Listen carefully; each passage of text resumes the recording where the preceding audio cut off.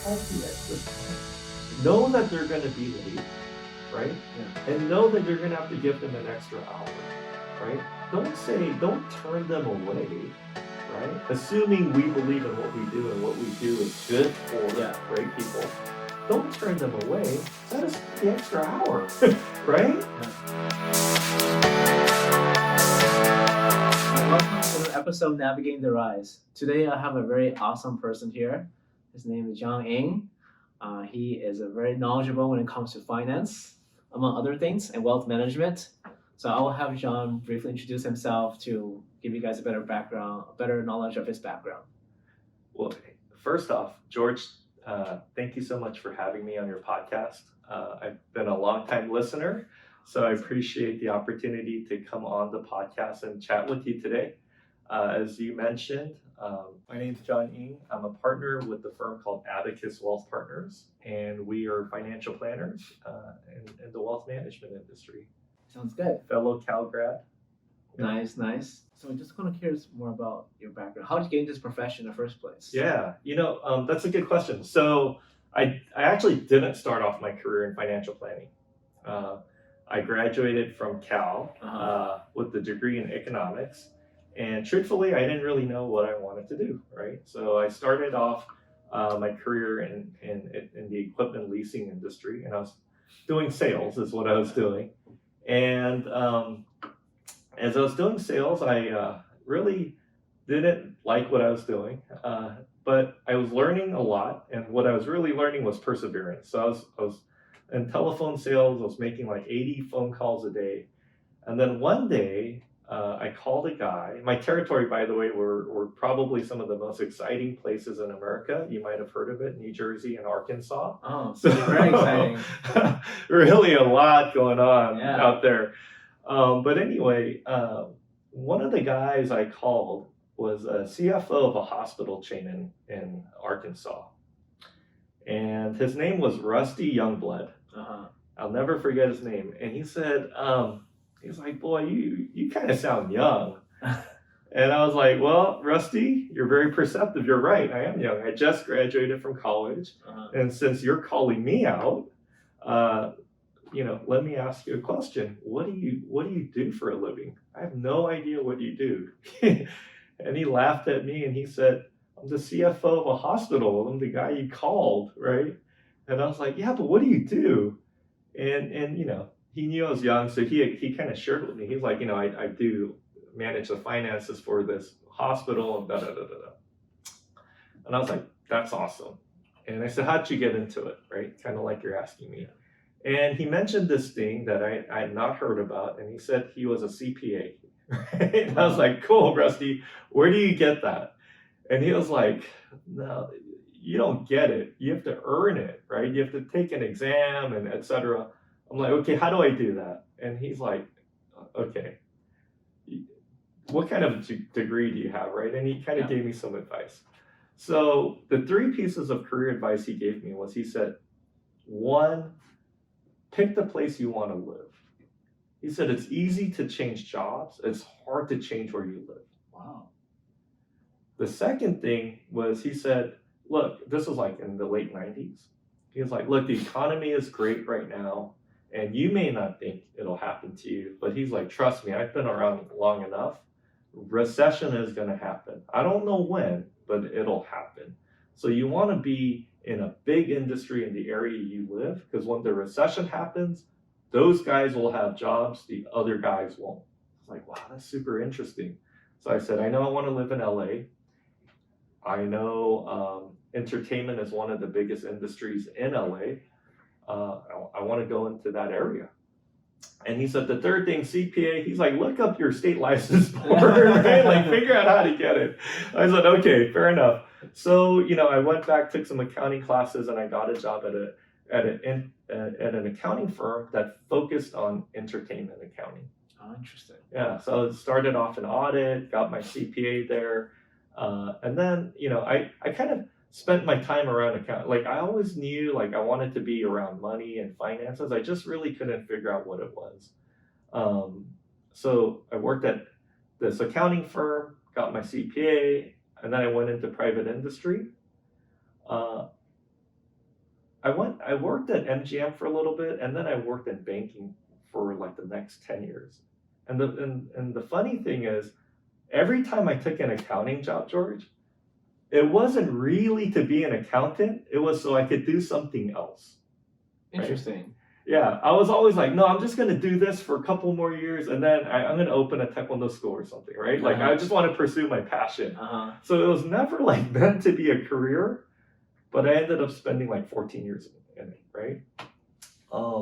And then everything kind of changed. So my last official kind of position in accounting was I was a controller for what's now part of like Wells Fargo's corporate and investment banking group. And I find myself working a lot, traveling a lot, and my wife and I were expecting our first child, and I realized I would probably miss a quarter of his life just in business meetings and travel. And knowing that about 80% of the FaceTime you have with your kids happens in the first 18 years of your life. Yes. I was like, I can't miss a quarter of that, right? So I said, there's got to be something else I can do. There's got to be something better out there for me. And when I thought about it, I really, because I'd spent so much time in accounting, I didn't know what else I could do. And so I said,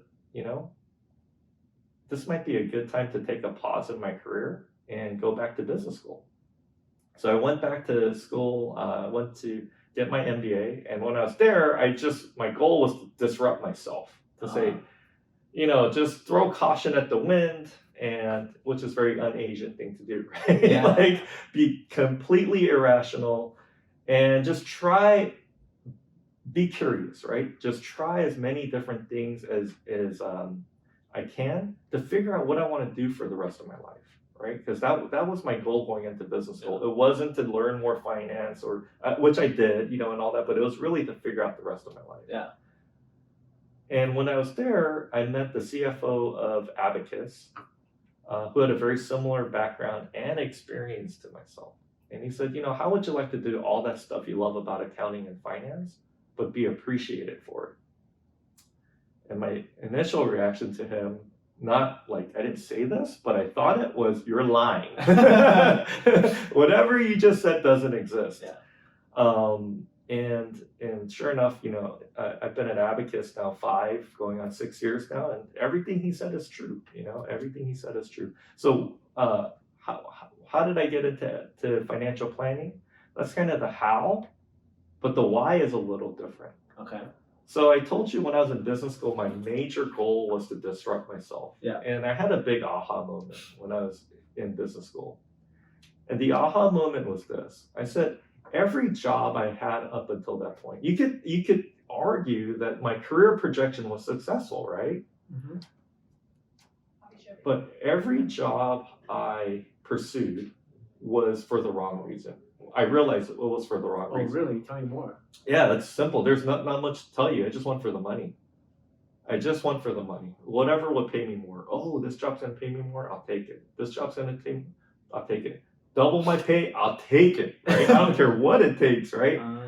So I made every decision based on money and title and career progression. The things you think would look good on a resume.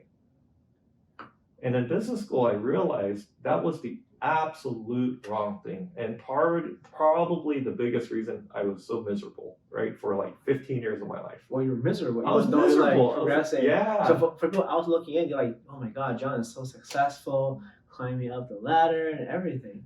It's funny. I got invited because I had a big title. I got invited to like a Chinese American Business Association event. First time I'm there at their banquet. Yeah. They call my name out. They have me stand up, and they're like, controller of Wells Fargo. I'm like, oh, hold on, I'm not controller of Wells Fargo, I'm the division, but from an Asian perspective, that's the right thing to do, right? Yeah. Internally, I was like, this is the wrong thing, right? So what I realized was, and this speaking of kind of the theme here about kind of like partly how our Asian upbringing contributes to the decisions we make later in life, whether we know it or not. Yeah. Right? Is I was doing what I thought, are culturally you're supposed to do. Make more money, go for the bigger title, get the corner office, all that. I had check. internally conflicted. And I realized why, right, in business school. And the big aha moment was this: none of those decisions were based around my values, which brought up a bigger and scarier question, which is, what are my values? If I'm just chasing money all the time, right? And I knew money wasn't it, but I never really sat to think about what those values were. And that's coming from someone with the finance industry background. Right. I'm in finance. I should love money. I should chase money. That should be my value. And I should be happy. I was miserable, right? I was not happy at all. I wouldn't say I was miserable. I just wasn't fulfilled, right? I wasn't fulfilled. And so when I was looking for my next job, I literally sat down and wrote down all of the things, values or not, things that were important to me. And I said, I quit my job to find out what I want to do for the rest of my life, because obviously I value family, right? I did this because I want to have a family. I want to be a good dad, and all that stuff. I want to take my kid to school. I want to pick him up when I can. So I said family, right? Not only is family important to me, but whatever company I work for, they have to value family like I value my family. Meaning, if I need to be somewhere for my family and I can't make some big important meeting or whatever, they're on board with. They're on my side. They're not like, oh God, you should put whatever first, right? And then the other thing I realized was, I'm entrepreneurial in nature, but I'm not a risk taker, right? I wasn't willing to gamble everything, bet it all on the line, so to speak, like you. What are we talking about? Doing podcasts and being so creative and entrepreneurial, which is something I admire about you, George. That's your Asian talking. You're too humble, but I didn't have that. I wasn't a risk taker from that standpoint, right? I was like, I need to, be in a situation where I could pursue my entrepreneurial spirit without taking on that entrepreneurial risk. And I know I'm giving up some upside by doing that, but I wanted a situation where I could value both. You also protect your downside too. Protect the downside. That's the key. That's probably the most important thing. And the other, I had a list of 10 things, but the other thing was, as Asians, many, not all of us, but many of us may have at one point in our career come across a situation.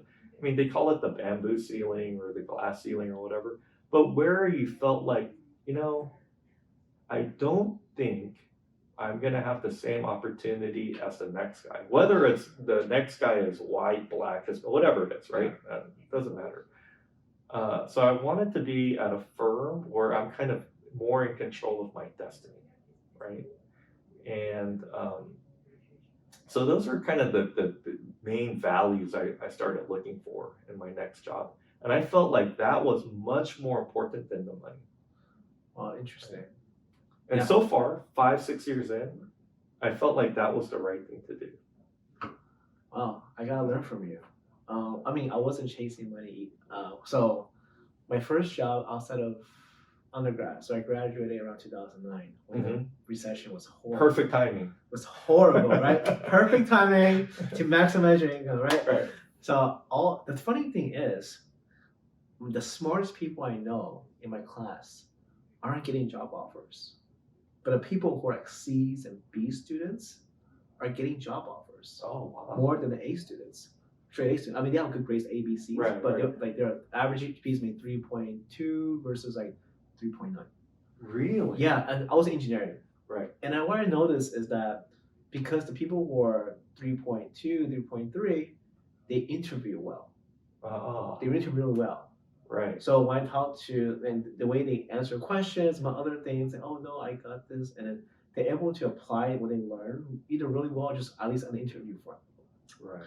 And then for me, I think I'm in between of those two spectrum of the grades. Sure. So I'm probably in between when it comes to interview skill versus smartness. Right. Not good at either of those. You know? Right. So I was at that point I was kind of chasing a little bit of money because everyone was having such a hard time finding jobs. was like, I need to take the highest grossing Take the job. money. Yeah. But what happened was I had actually two offers, and then ended up taking one that was a little bit. It wasn't that much more, but I would see that maybe I can have more in the future because there are two companies. One, I went to Northrop Grumman. The project itself is really cool. I get to work with spacecraft. Whereas the other one is more like airplanes. So I was like, spacecraft seems more interesting. Yeah. And that division, I heard that is doing well financially. So I thought maybe combination of the money and the mission, you can say that, Right. that it makes more sense. Right. And also engineering was supposed very safe, Right. as opposed to doing something else. Right. So I almost changed to industrial engineering in undergrad from double E and CS because I don't like to touch things, if that makes sense. I like more theoretical, abstract, creative things as opposed to making computers, that kind of things. Right. That's why you're more EECS versus ME. Yes. Yeah. Okay. So from that perspective, we're kind of similar with you. But then over that time, so instead of 14 years, you say you're miserable. Yeah. I was there for about 4 or 5 years, I believe, and I started noticing people 20 years older than me. Right. And then I see myself, is that going to be me in 20 years? Right. And I was like, no. Yeah. And I see people who are older, 30, 40 years. I cannot leave because it's the money. I just can't go start from the beginning again. Right. And I'll say that's when you're truly miserable. I felt like I was on my way to being miserable, but I was very unfulfilled. Right. And I don't know if you felt that way too. You work really hard and you leave at the end of the day and you're like, there's something that's not satisfying. Right. You're like, gosh, I don't know what I want, but I really wish I would have not done that, Yeah. And to me, that was the starting point, right? You're getting very disturbed, every day you're more and more disturbed. And then the disturbing feeling is like a snowball, right? And it gets to the point where you're like, enough. Yeah, I think for me, I was lucky. I didn't know how lucky I was because my manager at the time was able to let me do my own thing. So I was able to take a month off from work straight every single year. Wow. And that's how I was able to learn Korean and Japanese. Really? And I was taking classes while working. So the schedule is so flexible as a software engineer. I don't have a standard 8 to 5, 9 to 6, whatever. Right. I can work around the schedule. As long as I don't have meetings, I can come in later, go out earlier. Right. So I would take classes. Literally, I'll be working on Manhattan Beach.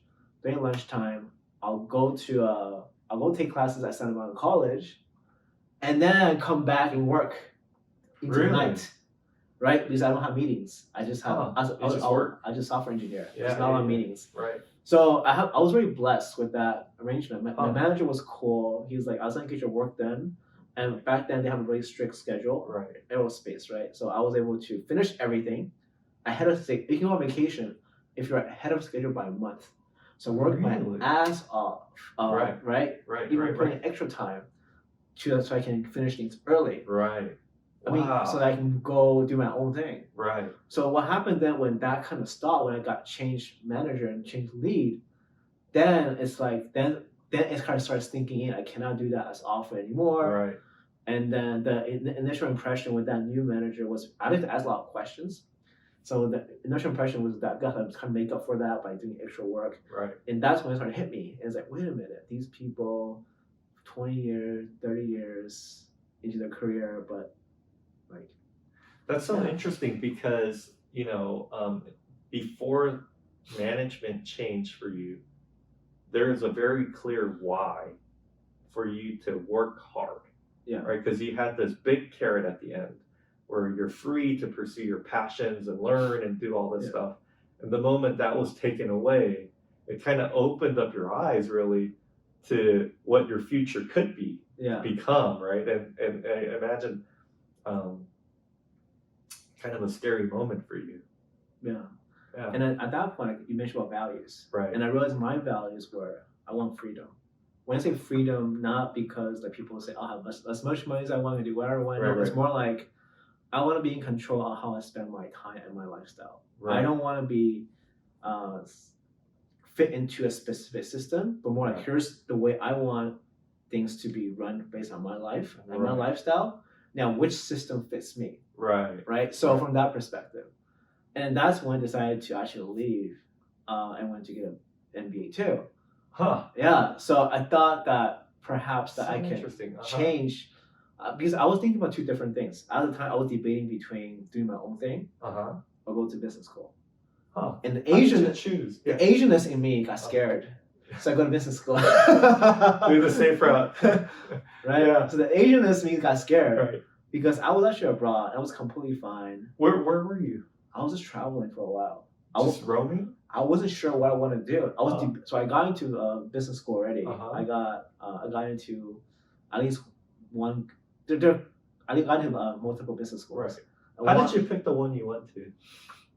So it's a very funny story. So I initially that school wasn't even on my list. Really? So what happened was I was applying to 4 or 5 different schools, probably around 4 or 5, I forgot how many, but no more than 6 for sure. It was too much. Mm-hmm. And what happened was there's one school I was applying early action, right? Okay. I was getting ready, the entire application's done, boom, recommendations done, all of that was done. And the funny thing is, they admitted someone to the class that I absolutely despise. Not Really? no, not despise, but more Uh-huh. like I don't hate him, but it's Uh-huh. more like I can never trust that person. Right. How did you find out that that person got in? Facebook and LinkedIn. Oh my God. LinkedIn and Facebook, right? He was Amazing. celebrating. He was celebrating. Amazing. And I was like, I don't want to be in the same class as him. I don't want to be friends with him Yeah. because I just don't trust that person at all. Right. Literally that same day, right? I haven't paid yet. I submitted my application, but I didn't pay yet, right? I think, I forgot. I was like the last step before I fully submit. Literally canceled the entire application. And then I said, okay, now I deleted one. I need to add one more school to my list.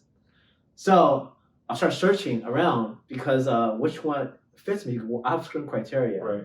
that it has to be hands-on learning. That's very Uh-huh. important to me. Uh-huh. And then that grade non-disclosure. That's very important to me. Those two are very important to me because I do not want to be worried about getting good grades. I just want to learn, right? So then I found the school I went to, which is Michigan. Right. And then I decided, Go Big Blue. yeah, really, right? So I just basically, okay, you know what? That school has a very strong hands-on culture. Because at the beginning, it wasn't that renowned. It's better now. Right. But when I was applying, it is not always in the top 10, right? And people told me that if you apply to a top 10 school, then you probably are not, Not worth going. not worth going. So I was looking around, and then I was like, All your Asian friends probably said that, right? right? So looking around, that one, I was like, wait a minute, it's very hands-on. It's actually like a better fit than the other schools that I was actually looking into. So I was like, maybe it's like a blessing in disguise. Yeah. So then I basically then added that to my mix and started preparing an application for that. Oh, Yeah, and wow. then- Interesting. And then so that turned around things ended up causing me, so I got in, of course. Uh-huh. At that point, I still wasn't sure business school was right or not. Right. Right. So, and then at the same time, I was traveling. Right. And you're thinking about doing your own thing. I quit my job Right. already. Right. I already know I'm gonna leave. Right. So, but I was also in the Asian way. Right. I took a leave of absence for a little while, and I said I'll work remotely if you want me to. So some of the work I can do remotely. Some of the work I cannot do because government's related stuff. Right. And then so I was traveling around the world for like 3-4 months, trying to figure out what can I do. And an Asian is in me like, wait a minute, I'm having trouble finding like revenue source. Right. It might not be sustainable. Right. You know what? It doesn't feel right, but let me just do the safeness. And I went to business school. Oh. Yeah. So I mean, I know I don't want to go back. So one of the biggest thing I find people do is they always have a safety net, but because they have a safety net, they never able to break out. Right. So and at that point, I was still in my 20s at that point. Right. I forget how old I was. I know that I thought I was old, but I know for a fact that I'm not considered old. Right. So I was like, if I don't do it now, try to break out now, I might never break out. Right. So I purposely kind of pseudo cut off my back door. Yeah. I can still go back. I'm pretty sure at the time, but I kind of just cut it off so that as a commitment to myself that I'm gonna figure out a way. Right. And then in the end, what happened was I tried different job applications, different countries, what can I do, and I realized I'm taking a huge pay cut. On top of that, the work is not that great. Right. Um, This was after business school? Before business Before business school. And so I decided to, okay, you know what? I can probably try it out more, but the decision to decide to go or not. So basically, I already said I was going to go to pay the deposit and everything, right? Yeah, right. So 2 weeks before school started, I realized I really had to make a decision. I cannot just keep waiting. Right. So based on all the market feedback validation, it's probably better for me to go to business school. Right. So I decided to drop that.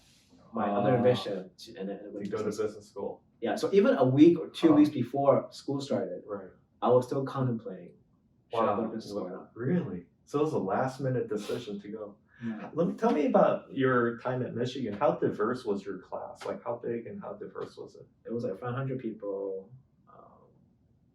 I think 400, 500 people. It wasn't as diverse as I thought it would be. Really? Because of I was comparing to like when I was traveling around, people speak different languages. Right. It's still mostly American, right? Right. That's why when I say diverse, it's more like it's still very U.S. centric, Right. as opposed to like international centric. Right. And how do you think that informed your education, good, bad, or indifferent?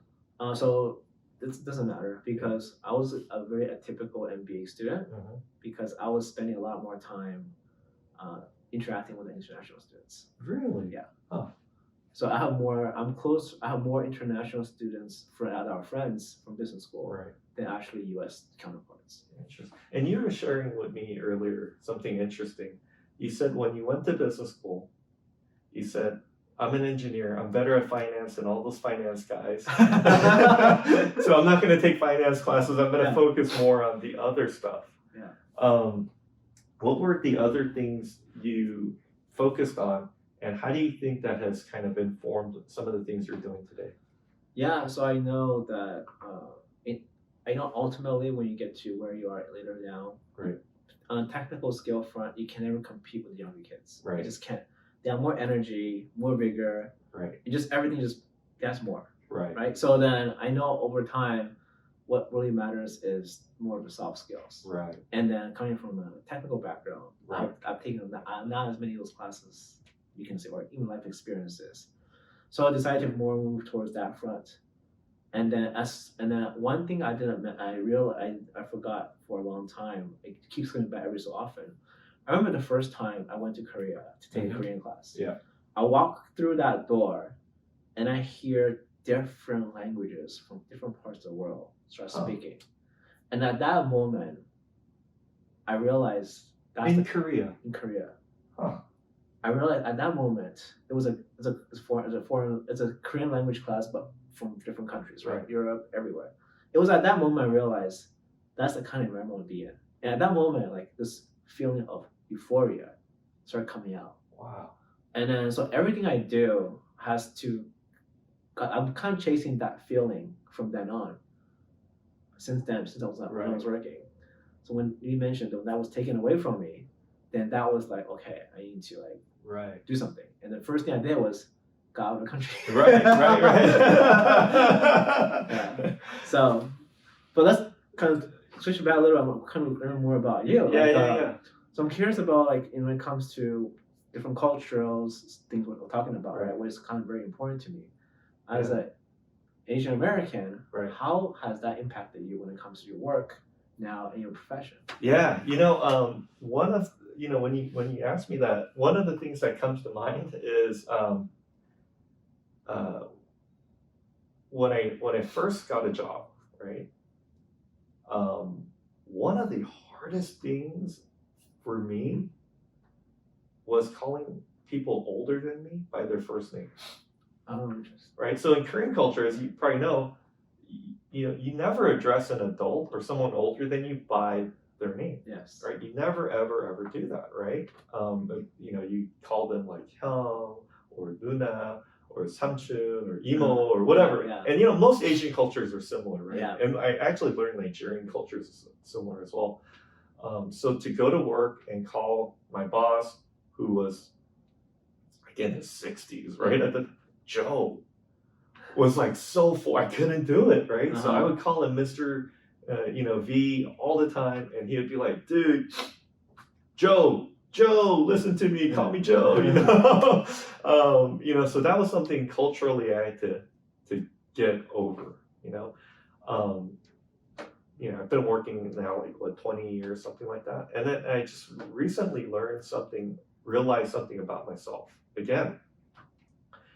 And that is, culturally, we are brought up to have this deference towards authority and leadership, Yes. right? And as a result, we may not speak up as much, or we may not kind of express our ideas and thoughts very publicly, right? Even though we grew up in America, right? Yes. I came here when I was 2 years old, right? Like, what do I know about being Korean, right? Other than growing up in Koreatown. And I was reading something about, I think this book was about like the checklist manifesto, I think, is what it's called. Anyway, the book had a passage about Korean Airlines. Yeah. And the story was this. Boeing had just come out, this was like in the 80s. Mm-hmm. Boeing had just come out with their latest and greatest plane, right? I know Boeing's in a lot of trouble right now, but different times. And one of their main features was this dual control safety system they had in their cockpit, right? And it was supposed to eliminate or, drastically reduce accidents. And everywhere in the world, it was true except Korea. And what does that mean? So Korean planes were crashing, and they couldn't figure out why the state-of-the-art safety system wasn't working for the Koreans. So the initial thought was, the Koreans just don't understand how to fly planes. They need more training, right? So they went and they tested all these Korean pilots, right? Aced it. You wouldn't expect anything less from Korean people, right? They just ace exams. So they're like, they clearly understand how to fly a plane. They clearly understand how our plane works. Yeah. Why are they crashing? That's where they realized the problem wasn't in the system or the instruction manual or anything else. It was cultural. What they realized was the captain of the ship had full and complete authority. Yes. And if the captain says, we're going to do it this way, no one would disagree with them because of the cultural upbringing, cultural kind of norms in Korea where you never question authority. And as a result, people were dying, right? Literally, planes were crashing, people were dying. Korean Airlines had the worst safety record. And it was all because of this dual control system where if the co-pilot sees something wrong, they can override the pilot.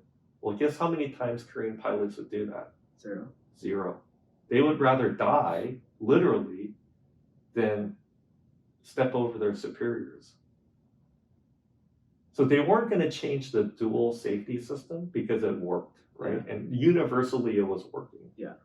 So they actually had to retrain Korean pilots to say, it's okay for you to break cultural norms in this situation where it's better for everyone. And I realized, right, what I do is in life and death, right? Yeah. But I realized, how many times have I been put in a situation, right, where I shouldn't have had that deference to leadership that my culture tells me I should have, or I should have spoken up, right? And here's the biggest aha I had out of all of this, George, is not only should I know now that that's in me and I should speak up, but I also need to, just like Boeing retrain the Korean pilots, I also realize I need to train my superiors, who in most cases are not Asian or familiar with my culture, that is something innate in me that they should know about. So if there's something they really want me to take leadership on, they need to give me that explicit, not implicit, explicit authority to do so. that's really interesting because the common perception that if you don't get that explicit, the perception of that person is not a driver, not a go-getter, Right. right? So that person doesn't have the ambition, Right. not passionate. All of these negative connotations are coming out when you Right. don't get that explicit instruction Right. to move forward, Right. even though you want to do it. Right. And that's the unconscious bias that happens, right? Yeah. People then see that behavior and they have this unconscious bias that you're not the leader, you're the guy, you're the good number two, you're the behind the scenes guy, you're the executor, right? You're not the idea guy, you're not the visionary, right? You're not the leader, right? You can lead a mini project, but you're not going to lead the big project, right? And when I realized that, I actually talked to my manager here, and he was like, "Oh my God," right? Like, because he's seen it in me, he's seen it in other Asian people he's worked with, and he's like, "Thank you for telling me." And yes, like I want you to do this actually. And I said, you know what? If you want me to do that, when we all meet in a public meeting, I need you to say it there that you're giving me authority to act this way. And he's like, no problem, I can do that. And so far it's worked, right? Yeah. So, if I could share anything with you on the podcast and the listeners is, that insight that, wow, like 20 years later, where I just thought my cultural baggage was limited to overcoming me calling someone by their first name, someone older than me by their first name. There's this much deeper cultural, DNA in me that was telling me that I needed to act this way, right? But it doesn't necessarily fit in with the Western culture, the American culture we live in, where you're John Wayne with the the 6-shooter, you gotta be the renegade out there. So yeah, that was a really interesting insight in terms of how like learning more about my culture has helped me personally in my career, and is continuing to help me as I learn more about my culture and like why I may be doing certain things. Develop professionally, both professionally and personally. Interesting. And so a lot of times, what I do now as a financial planner is I work with individual clients, right, to help them. Our tagline is expanding what's possible with money. Uh-huh. And really, my goal is to help my clients, not be stressed about money, but really you see money as a vehicle to help them achieve all the goals they want in their life, right? Money isn't an obstacle, right? And that's regardless of net worth, right? Some people have limited means, but they have enough to live on, but they're not enjoying their life, right? So my job, I feel like, is to help people enjoy their life around their financial situation.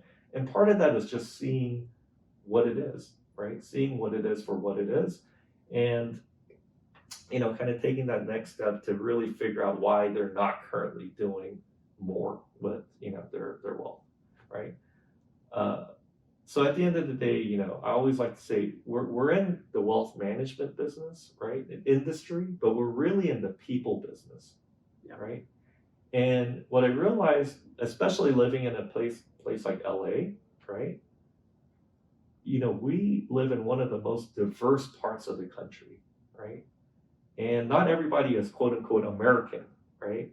And in order for me to be effective in what I do in my job, I realized just like the cultural learnings I had for myself has helped me kind of grow professionally, I need to do the same for my clients, right? I need to learn about their culture and know what those potential hurdles might be so that, they're not obstacles, right? We're clearing those out of the way to help them connect their values with money and, achieve their goals. That's really awesome. Yeah, wow. Thanks. So, that's really good. Yeah. So I definitely want to move to the next segment. We basically talk about quote a story. Mm-hmm. So this one's about. So we kind of really aligns with what we were talking about before. This one's about misunderstanding. So it says life is full of misunderstanding. When misunderstanding is resolved, closer trust is born. That's deep. Yeah. All right. So, just curious about your thought in that. Before I even give my opinion, I'm curious about what you think about it. Yeah, I have the perfect example for you. So, At the firm, I'm co-leading a diversity, equality, and inclusion initiative. And it's a smaller initiative. We have a much bigger sisterhood initiative targeted towards women's, kind of in the workplace and clients, et cetera. But one of the things we started doing at the firm, our initiative is about a year old, so it's still pretty new. One of the things we're doing at the firm is we're saying we're awakening our cultural consciousness at the firm, right? Yeah. Might sound familiar to you. And one of the ways we're doing that is by hosting these lunch and learns, right? So initially, when you mention lunch and learns to people, they're like, oh God, I don't want to sit through another hour of this. Well, it turns out people really enjoy these lunch and learns. And what we've been doing is I realized, again, being in Southern California, being in LA, not only do we live in a diverse place, our workforce is very diverse, right? I realized we actually had a lot of diversity in our firm. And not necessarily in the front office, which is where a lot of the attention usually goes, in our back office, right? So we started hosting these lunch and learns where we had people from different backgrounds come and share their culture, their perspective of their upbringing with the firm. So the first person that actually did this at our firm, that we invited to speak at our firm, was our controller, who's Brazilian, right? And he shared with us kind of what it meant to be growing up in Brazil. And there were so many aha moments in that meeting, right? Like, we didn't know Brazil was more diverse than the United States. Oh, really? Yeah.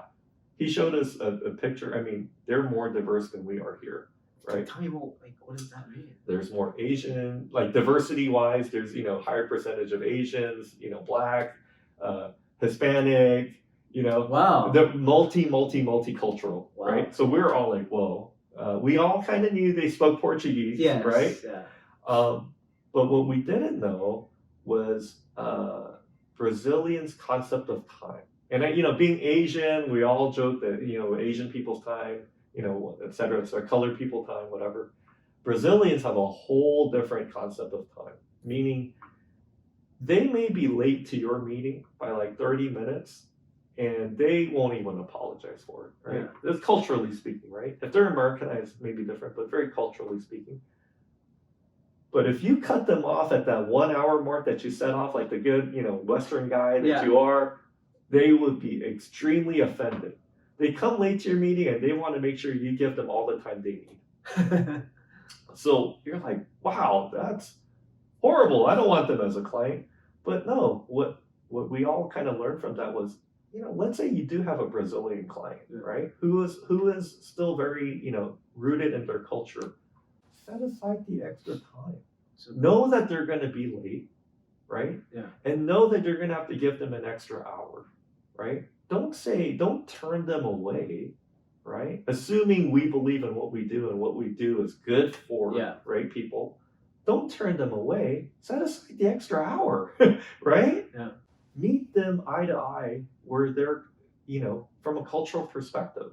And so, and then we had someone talk to us about Pakistani culture, about Filipino culture, and we have a few more later this year. So we're learning about different cultures, whether we have Brazilian clients or not. Yeah.